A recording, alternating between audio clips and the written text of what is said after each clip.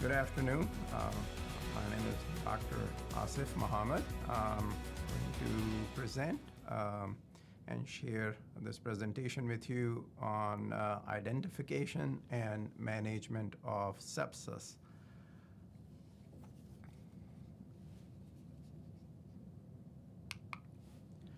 So at the end of this talk, should be able to recognize the definition of sepsis, epidemiology, outcomes, early sepsis versus sepsis, organ dysfunction and septic shock, causes of sepsis, prognosis, treatment, and monitoring of response to sepsis.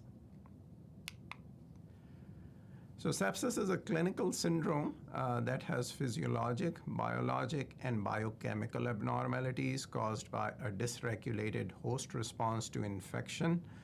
What that means is anytime an infection occurs, it leads to certain physiologic and biochemical response. When that response becomes out of control and dysregulated, it leads to the syndrome of sepsis.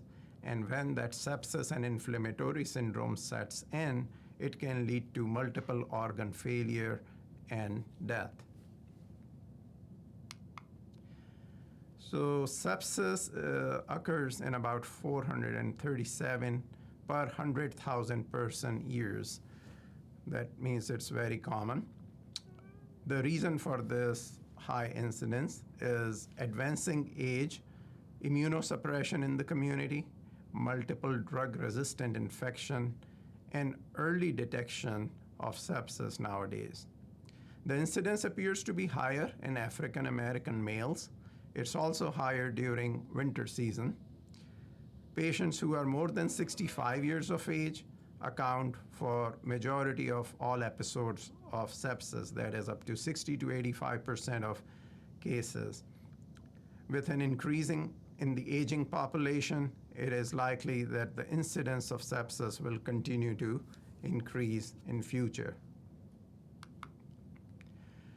If we look at it as a worldwide problem, it affects 30 million adults and children each year, resulting in about 6 million deaths annually. It also accounts for about 20% of US hospitalizations, and it is also affected in up to 50% of US hospital deaths. It is also a cause of US hospital readmissions in about 20%. Over 750,000 people in US develop sepsis annually at a cost of $22,100 per case, or $16.7 billion per year. Although mortality has decreased in the last decade, it still remains over 25%. That is, 1 in 4 person suffering from sepsis will likely die. So why is sepsis so unique? Because it can be very subtle and hard to recognize. It is not easy to diagnose because it has no single biomarker that is suggestive of diagnosis of sepsis. It is very different from a stroke, where you can do a CAT scan or an MI, or you can do a troponin or EKG. It is a syndrome and not a disease. It's the most lethal killer in hospitalized patients. And patients don't die from an infection itself, but from the body's intense immune response to the infection, as we are seeing nowadays with COVID-related cases. Treatment is generally the same regardless of the source, patient's age, and comorbidities. In sepsis, the inflammatory and coagulation response is rapid and widespread, causing a dysregulated response. For example, the infection can start in lungs. It can then spill into the bloodstream. Once it's in the blood, it can cause a capillary leak syndrome that can happen in various organs. When it happens in the lungs, it can cause ARDS. It happens in the liver, causing significant liver dysfunction and liver failure. It can affect kidneys and cause acute renal failure or ATN, and can also affect heart with causing septic cardiomyopathy and eventually death. So immune systems that are either too strong or too weak are unable to respond effectively to the pathogenic organism and therefore may succumb to sepsis.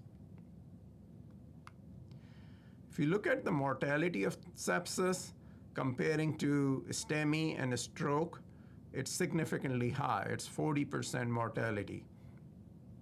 Therefore, early diagnosis and early initiation of treatment is highly recommended. The two most important factors that affect the prognosis in sepsis are organ failure and patient's age. The higher the number of organs involved in sepsis, the higher the mortality. For example, a patient who has only one organ system damage, for example, respiratory failure alone, has a mortality of about 15% compared to a patient who has 4 organ system involvement can have a mortality of up to 70%. The second factor is patient's age. You can see the patients who are younger, up to 24 years old, usually survive. Those 25 to 44 years old has about 15 to 20% mortality, and those above 65, it has a very, very high mortality. If we look at the outcomes of patients suffering from sepsis, we see that normal person in a general public, they have slight decline in their functional reserve over time. So that steady decline continues with life until the patient dies. In a patient with sepsis, however, you see that initial decline in the functional reserve, but the patient survive their illness and many times they recover, but not to the baseline. So they will live, but they will not have their normal lives.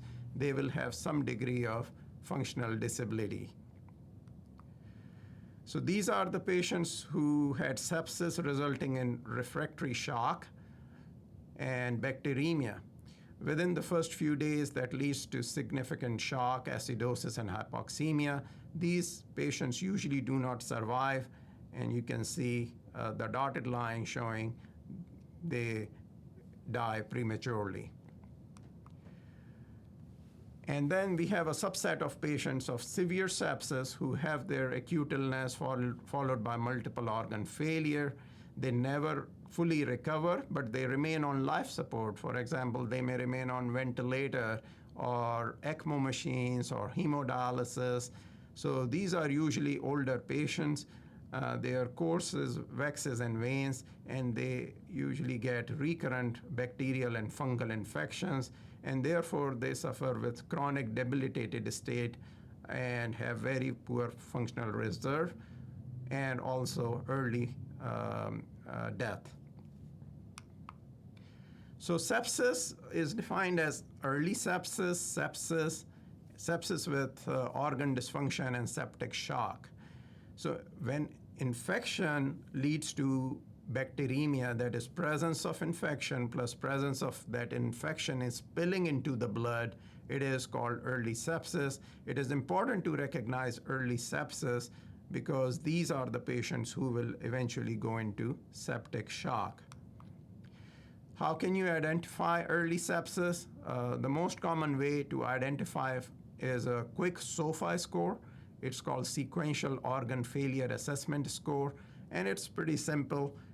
If the patient has an infection, plus they have a respiratory rate of more than 22, altered mentation, or systolic blood pressure less than 100, any two of these three are usually associated with poor outcomes due to sepsis, and therefore should be used to identify patients who are at risk of developing fulminant sepsis.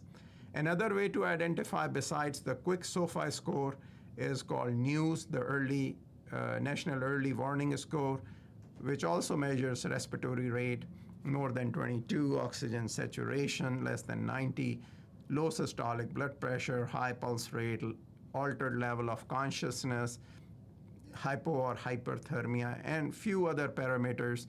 And you give the patient a score with 0 to 4 being low risk, 7 or more high risk, and the others in the medium risk, and can identify.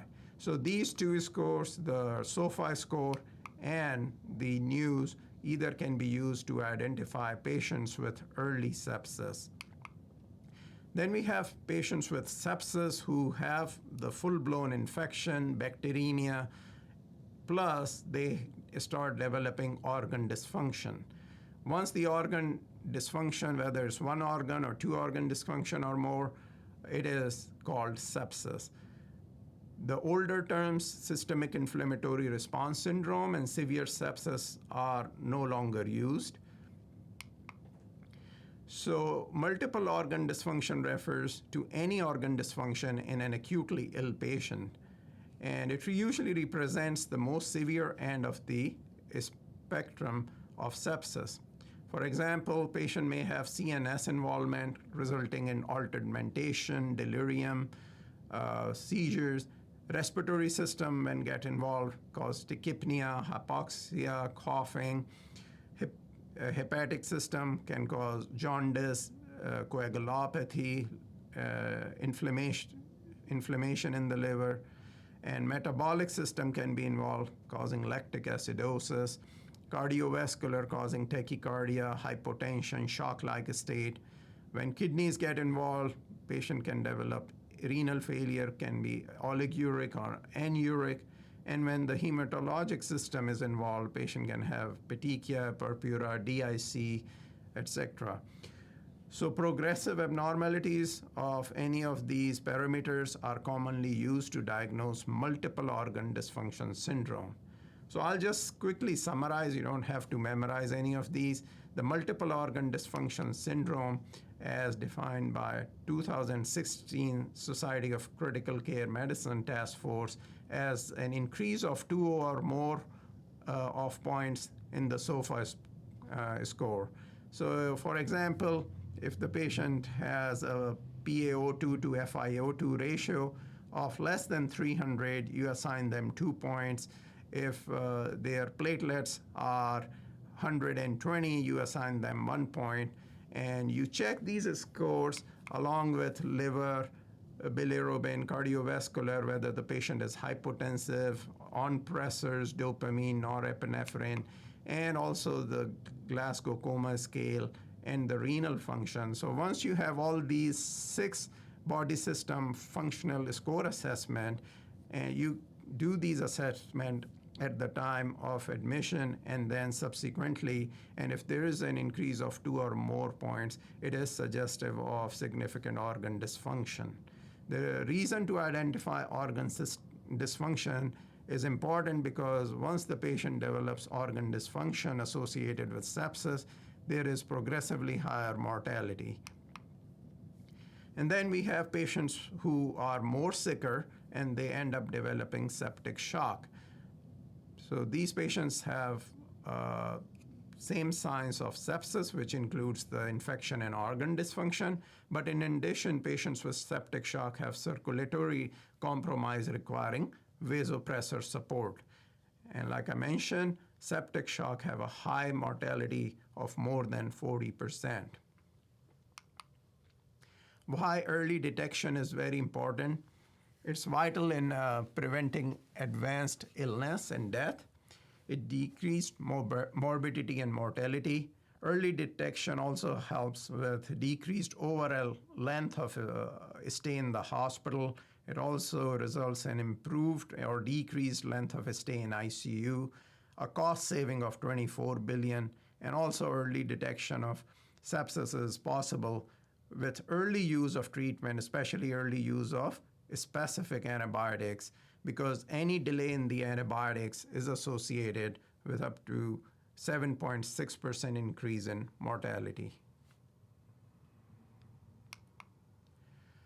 Some causes of sepsis, most common, as we know, are bacterial infections, and then we have fungal, parasitic, or viral infections can also cause sepsis.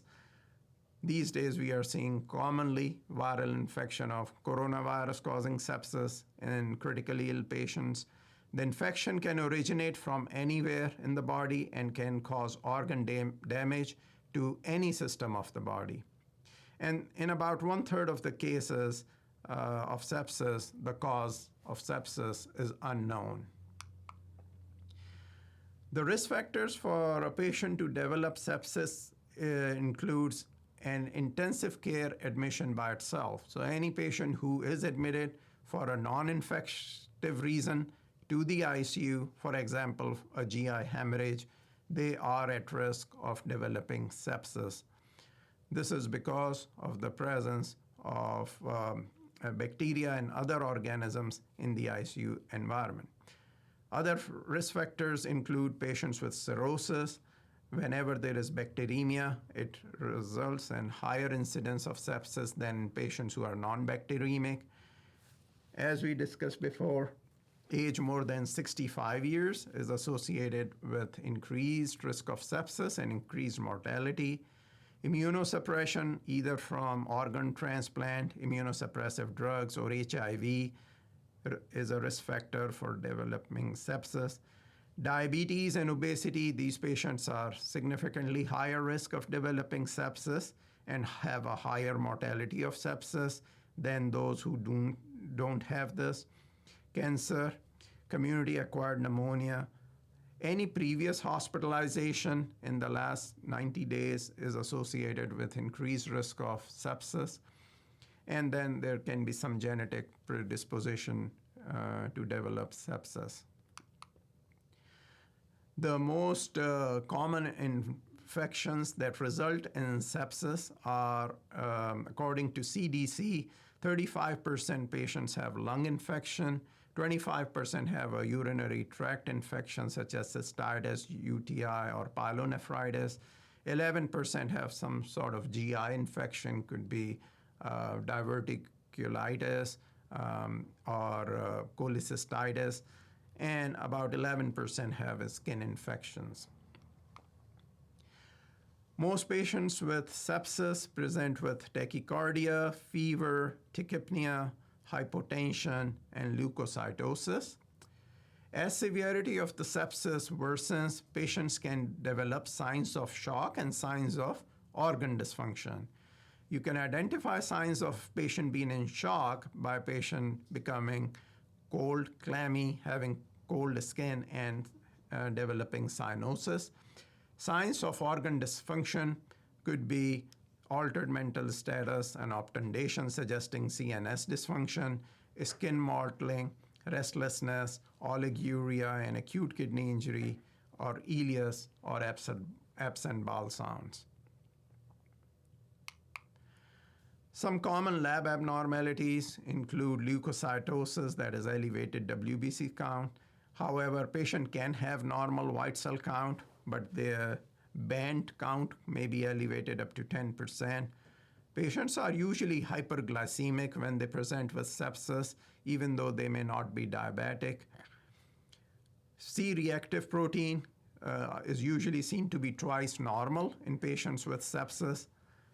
Arterial hypoxemia usually sets in. Patient can be oliguric, that is, their urine output is less than half a cc per kg per hour. And if there is an increase in serum creatinine of more than 0.5 from baseline, is also a marker commonly seen in septic patients. Patients can also have coagulation abnormalities with an INR more than 1.5 or APTT more than 60 seconds. Thrombocytopenia with a platelet count of less than 100% can be indicative of sepsis.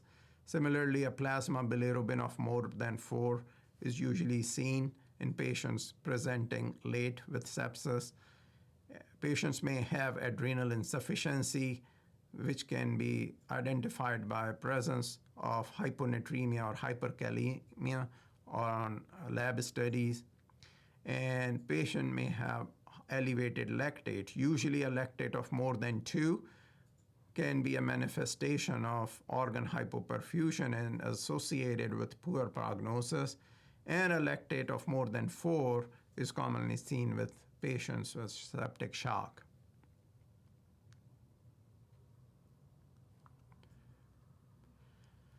Sepsis, therefore, is not a single disease.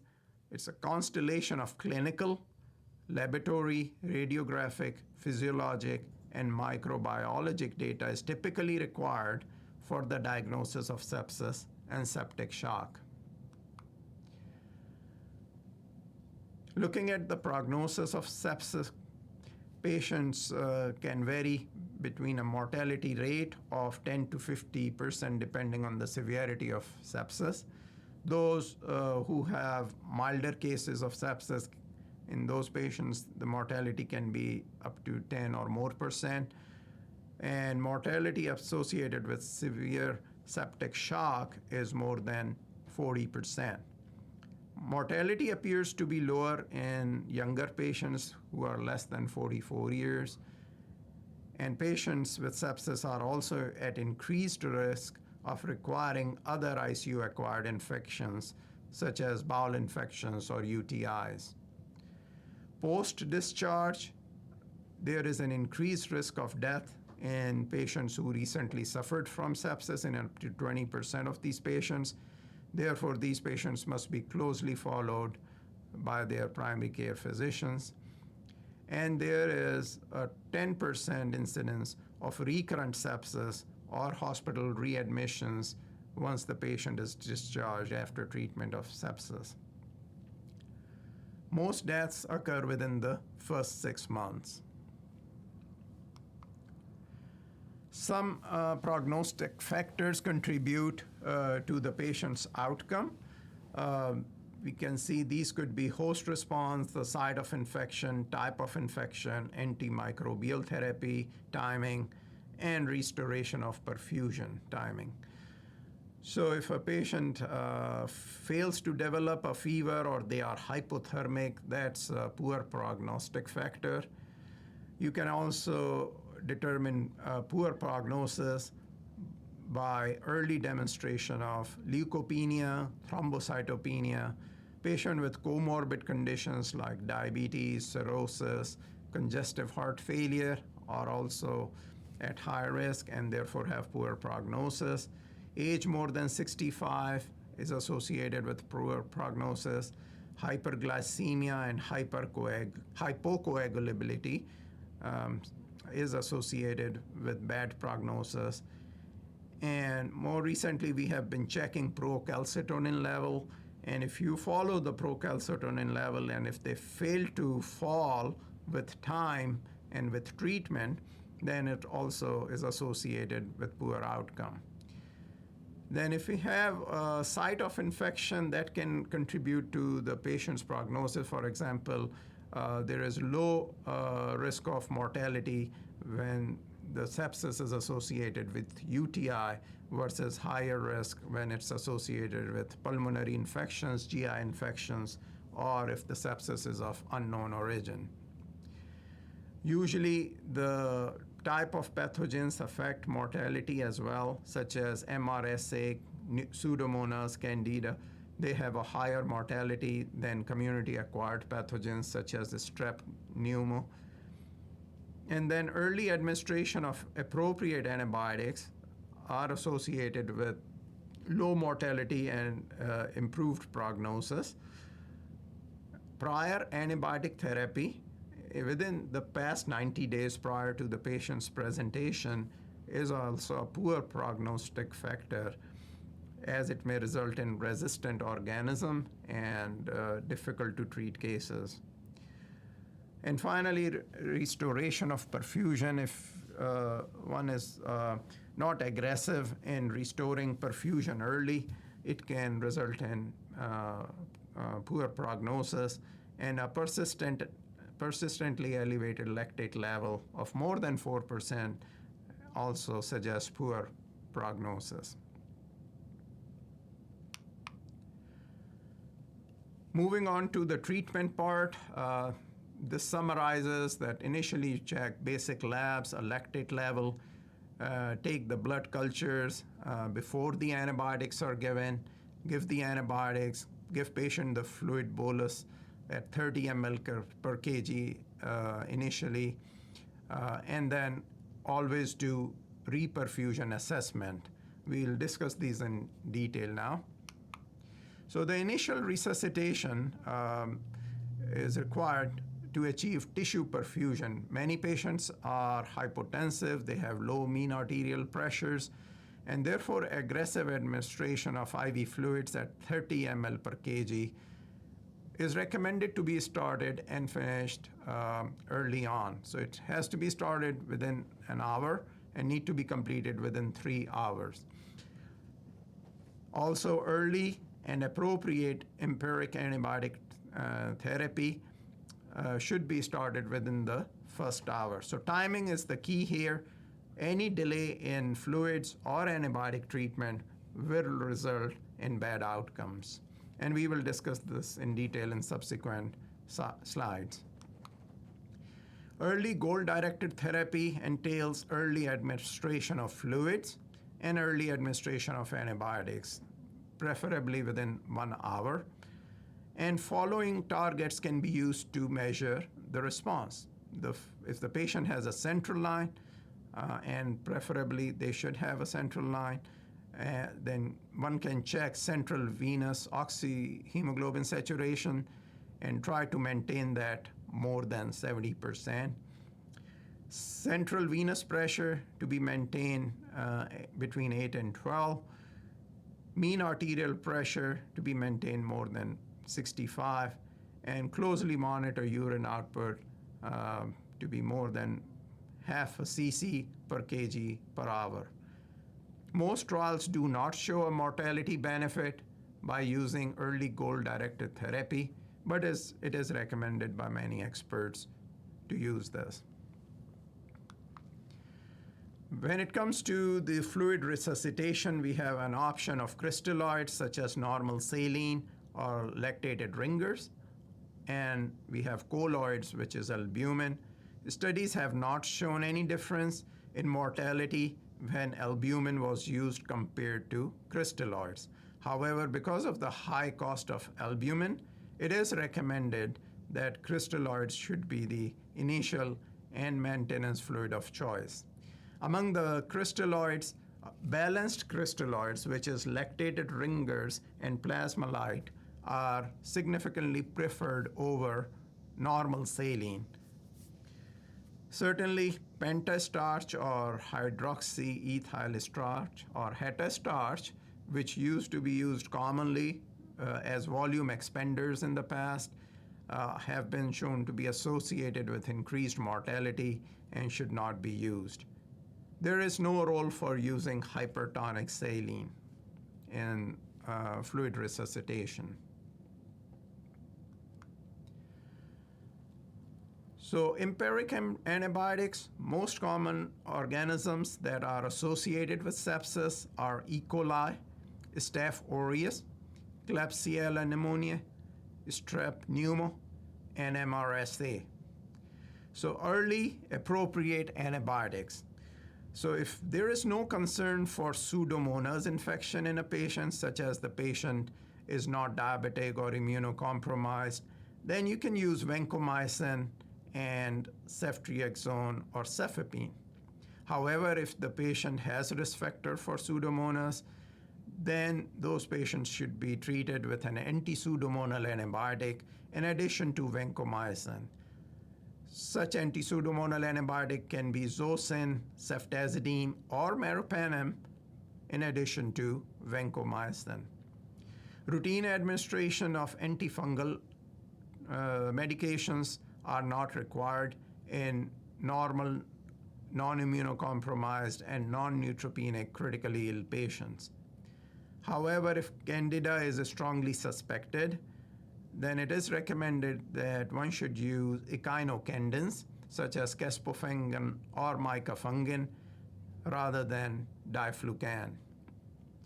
If aspergillus is suspected, such as in neutropenic patients or patients with chronic lung disease, voriconazole is the drug of choice and not itraconazole.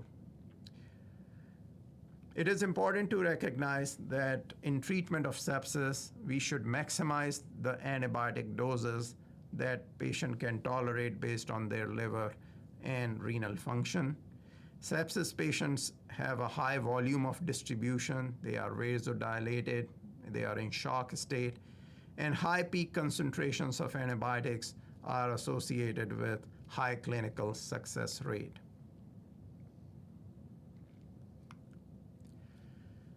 This slide shows the patient survival in time to the administration of antibiotics.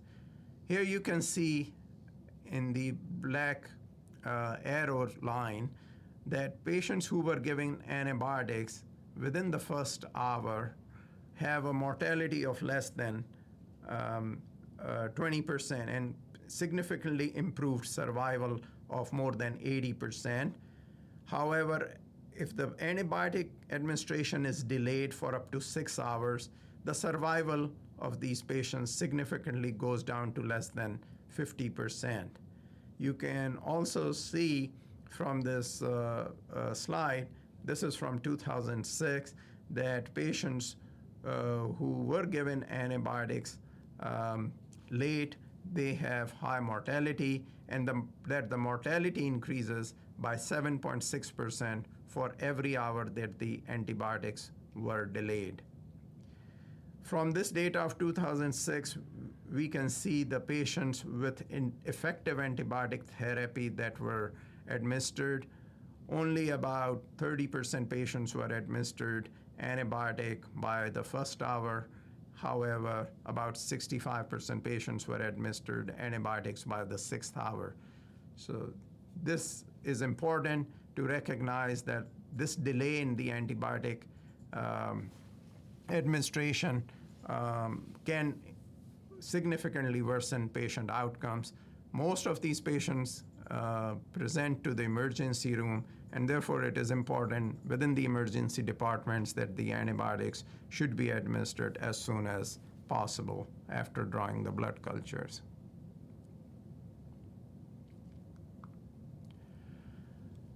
It is also important while we are treating the patient to identify source of infection. Septic focus identification can most effectively be done by focused history and examination. That could be the most valuable tool. However, you can also do CT scans, ultrasounds, and some laboratory studies such as procalcitonin, which has a greatest utility in guiding antibiotic discontinuation in patients with known community-acquired pneumonia. Negative procalcitonin levels are usually pretty specific for absence of pneumonia, and antibiotics can be safely held in these patients. And then sample acquisition such as cultures, bronchoalveolar lavage, aspirating fluid from joints, etc., are also recommended depending on the patient's site of infection. If invasive Candida or Aspergillus infection is suspected, one can do 1,3-beta-D-glucan and galactomannan assay to guide antifungal therapy. This slide just touches upon various types of source control. Don't have to go in detail, but for example, if a patient has pneumonia and they are on ventilator, chest physiotherapy, repeat suctioning can be done. Those who have septic arthritis, joint drainage and debridement, those with empyema, chest tube placement, drainage and decortication, etc., can be done in the. As we are treating these patients with fluids, antibiotics, always do a quick rundown on the sepsis focus identification and also continuing to evaluate patient moving forward for their need for any further therapy. If these patients, while we are treating them, become hypotensive or they are persistently hypotensive on admission, they will need addition of vasopressors besides using IV fluids. The vasopressors that can be used are norepinephrine, phenylephrine, and vasopressin. If the patient is still hypotensive despite using these vasopressors, then inotropic administration can be considered. These include epinephrine and dobutamine. There's a new drug called angiotensin II by the name of Giapreza. It's available, and it has been shown to improve the mean arterial pressure by 10 millimeter if used in combination with norepinephrine. However, due to the cost of the drug, it's not commonly used. It is important to recognize that dopamine should be avoided, as it is associated with increased mortality in 2 large meta-analyses. Should we use steroids? They are not indicated for routine use in sepsis. However, if the patient has no response to fluid and pressors, and you're running out of option in an actively declining patient, these can be given for presumed adrenal insufficiency. Whether these patients should be given blood transfusions above and beyond to maintain hemoglobin near 10? No. Patients should be transfused only if they drop their hemoglobin less than 7 grams. There is no benefit of transfusion at higher thresholds, and it does not give any improved survival advantage to these patients if they are transfused to more than 7 grams.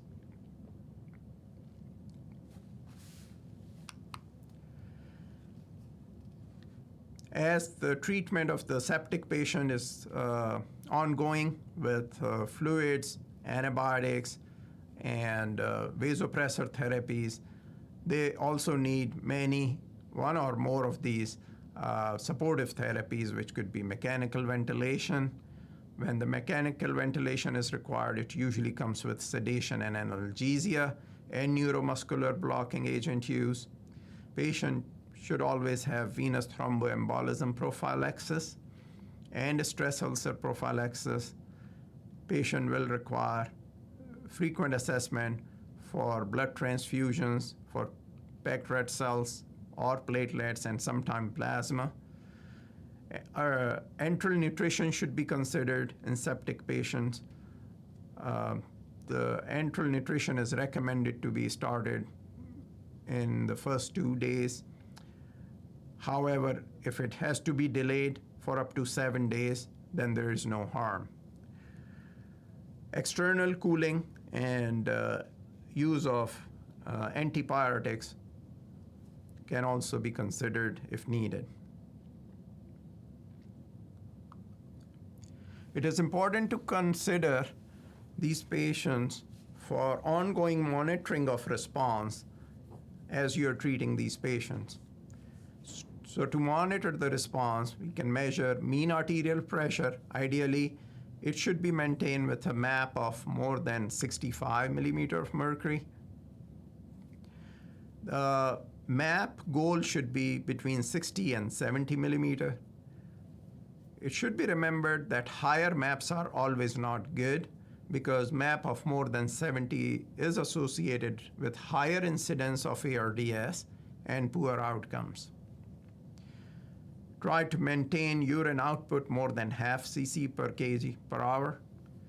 You can also do frequent assessment of the heart rate, respiratory rate, patient's skin color, temperature, pulse oximetry, and mental status. It is important to do fluid responsiveness assessment.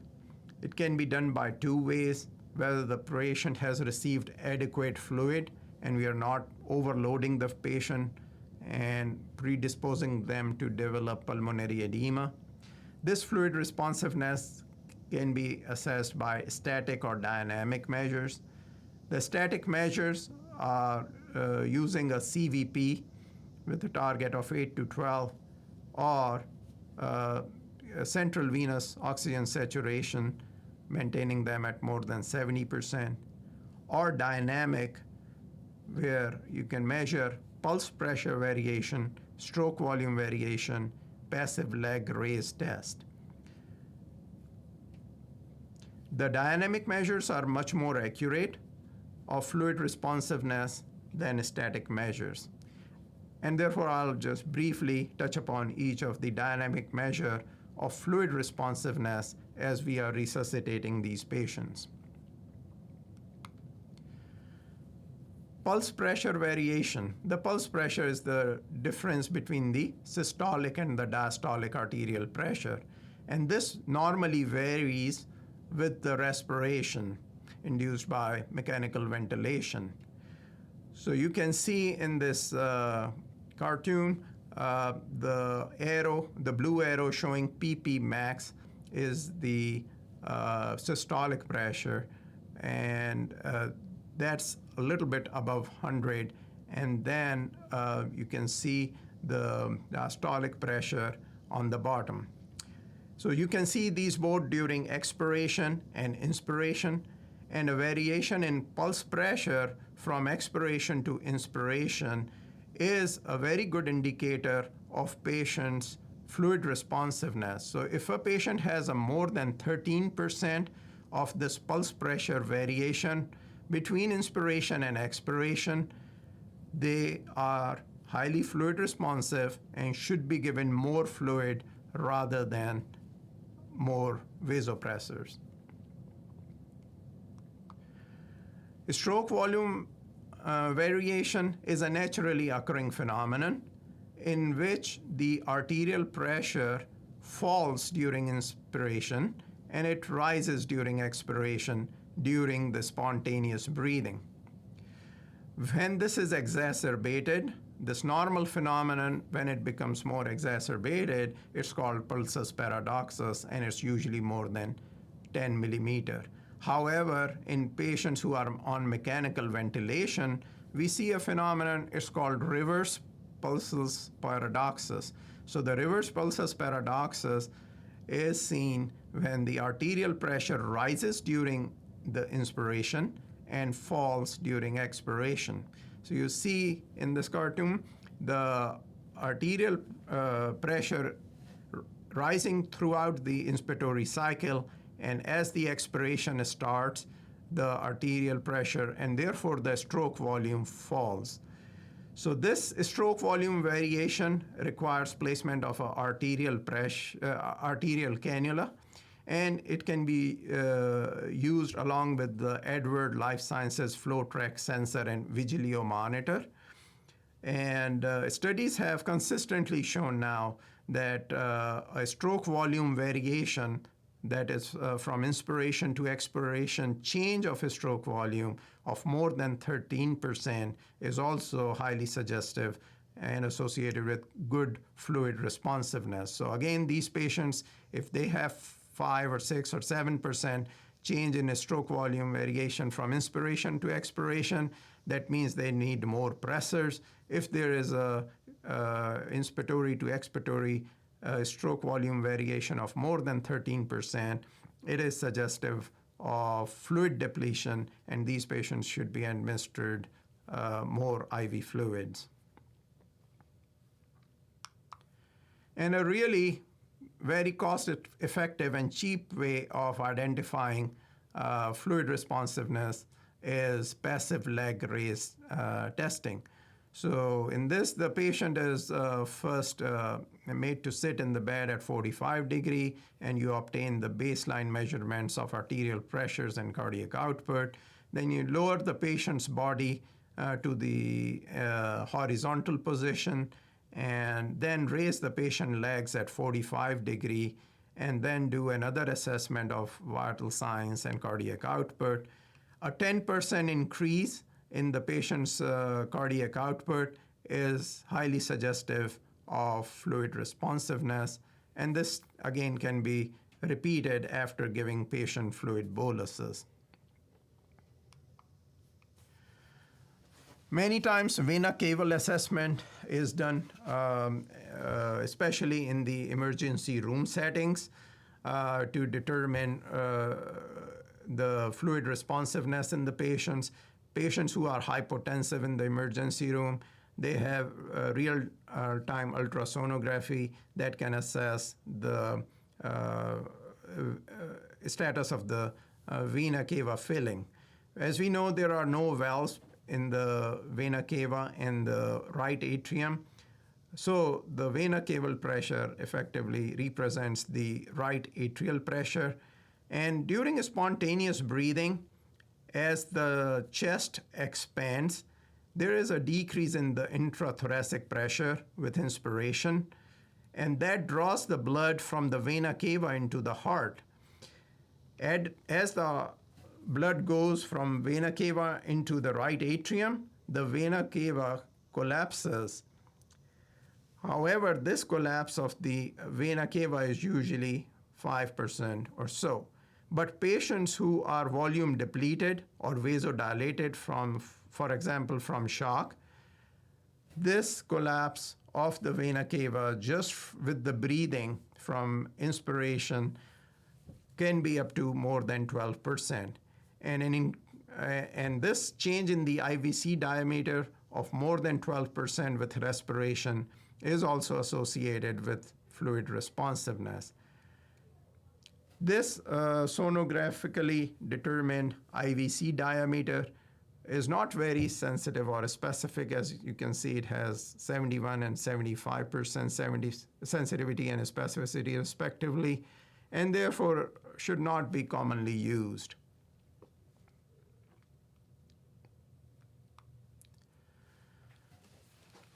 Lactate is commonly done in patients who present with sepsis.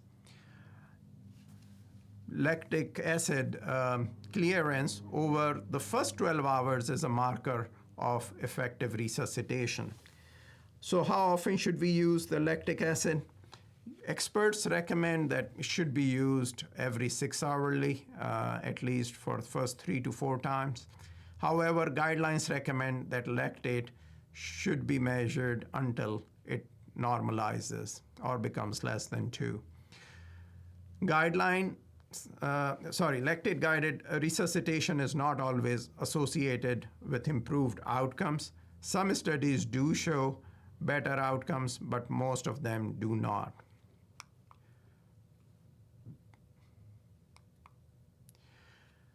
We see with sepsis, lactate is used as a marker of global tissue hypoperfusion. If the lactate is sustained for more than 6 hours and it's not improving, it suggests increased mortality.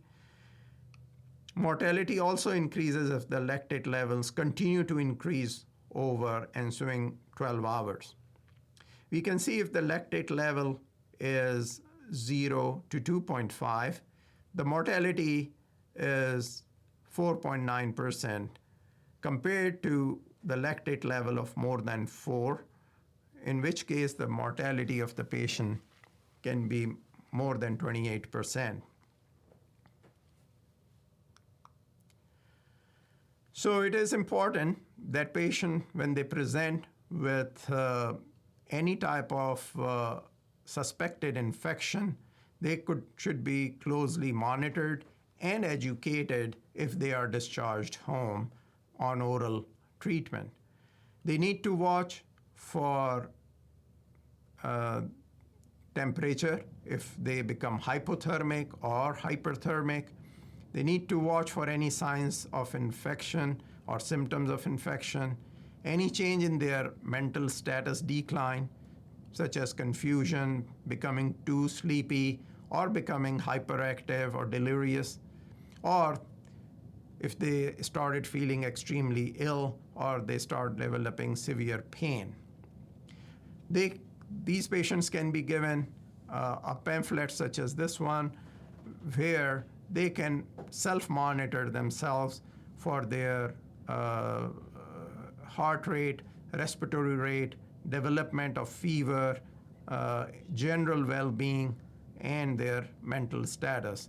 If they fall in the green zone, they can continue to monitor and continue their prescribed treatment. However, if they fall into yellow or red zone, then they should immediately contact their physicians and seek medical attention. With this, I will end, and I will entertain any questions. Can you read this question that's on the in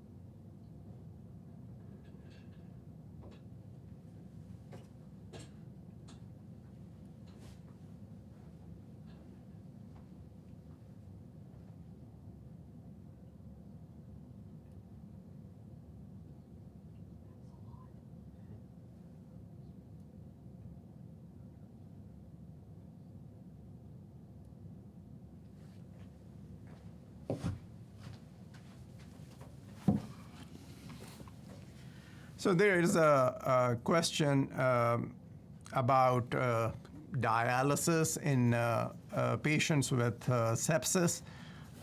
If a patient in sepsis or septic shock, they end up with acute renal failure, is early dialysis recommended versus waiting? Certainly, dialysis is not recommended right away in patients who develop acute renal failure in the setting of septic shock. Many times this is due to endotoxemia, acute tubular necrosis. This may improve over the ensuing 2 to 4 days. However, at any point, if the patient becomes unstable with regards to their kidney function and develop any indication for dialysis, such as hyperkalemia, persistent oliguria, or significantly altered mental status, then they should be considered for dialysis. So to answer your question in short, no, it's not needed right away. But if the patient can be monitored and treated for at least first few days before deciding if they will need acute dialysis or renal replacement therapy.